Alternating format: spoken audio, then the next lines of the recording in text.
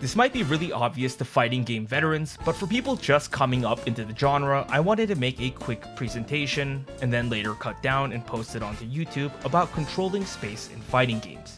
Because oftentimes than not, fighting games are not only about the moves, but about how you leverage your resources, which include not only just your moves, but your HP, EX bar, etc. to control the space in front of you.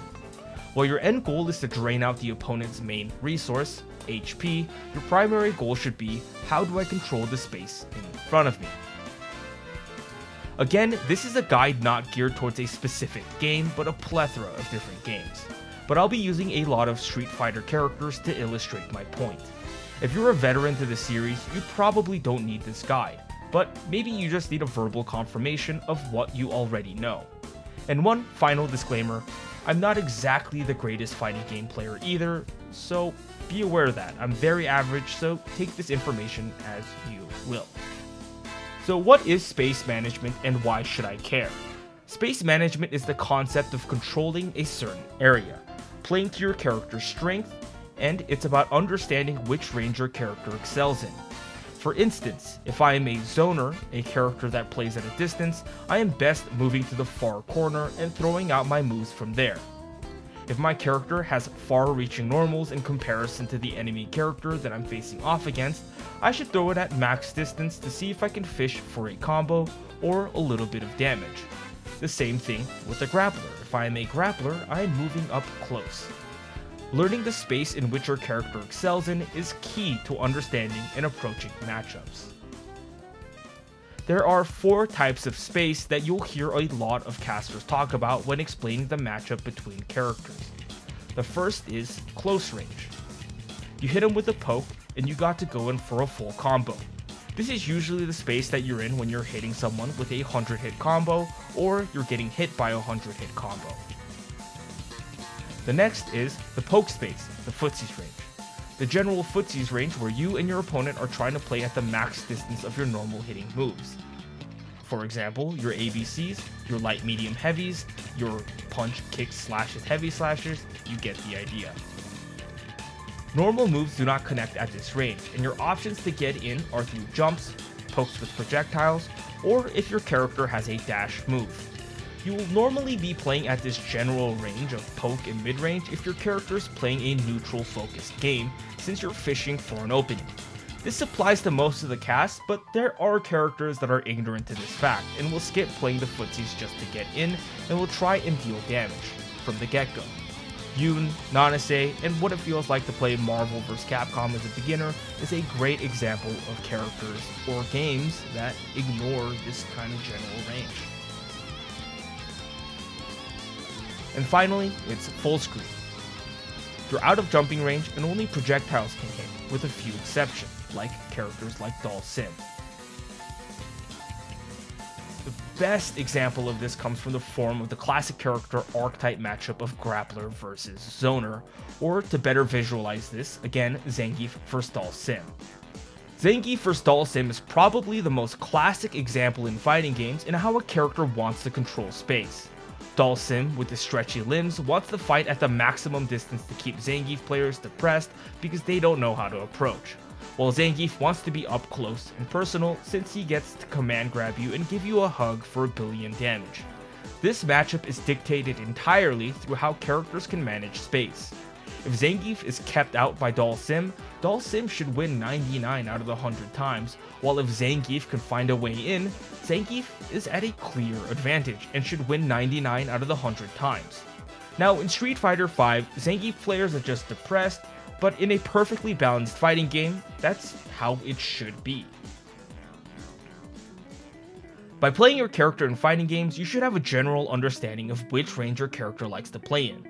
This of course depends on the toolset of your character and the playstyle that you use to empower these tools, but knowing which range your character likes to play in will increase the odds of you winning.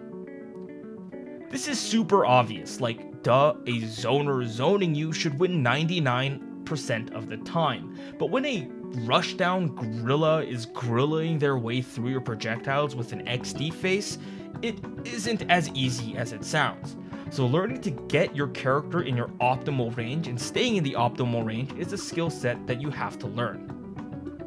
So an easy gameplay loop is to get into the optimal range, deal damage in the optimal range, stay in the optimal range, and if I lose my optimal range, what are my outs and getting back into the range? Or do I want to push my advantage in a different space?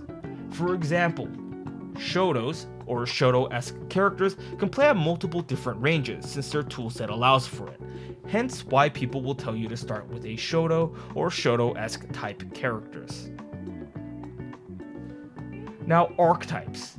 This is where archetypes are sort of important, and we've brushed on this briefly because devs are designing space with these archetypes in mind. A zoner should not have that many great tools at poke range or close range because their tools excel at mid-range and full screen. Give a zoner great tools to fight up close and they're probably going to be the best character in the game. Same reason as to why you shouldn't be giving grapplers a projectile. Of course, there are examples of games not following these rules. The first character that I can probably think of off the top of my head is Waldstein from Under Night In-Birth, who can throw boulders at people, but hopefully they have gameplay balances and checks to keep it okay, hopefully. By understanding and categorizing characters by their archetype and where they excel in, you can sort of start to formulate strategies against these characters even if you have low matchup experience against said characters. Of course, the details matter, and this is speaking in a super broad sense, but as someone who sucks ass at the grappler matchup, I know that I should be playing at a somewhat big distance, and I should try not to commit too much if I am the aggressor, since one grab will take out 99% of my health and all the advantage that I had built up.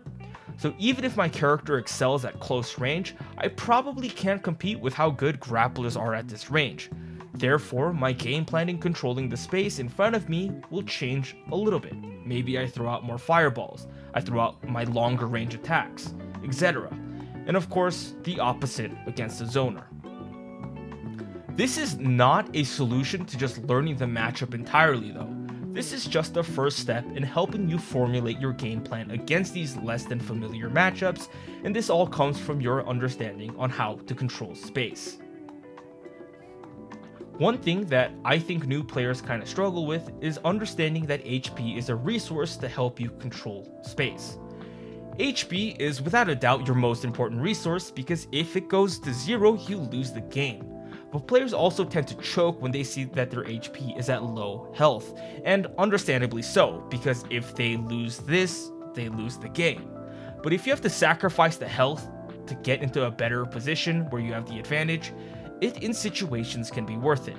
If I'm getting chipped out by a zoner, but I know that I can get in by sacrificing a bit of my health, I will sacrifice that bit of health because the upside to me being up close and personal with a zoner puts it in the zoner's hand to sacrifice their HP to get out of my optimal range.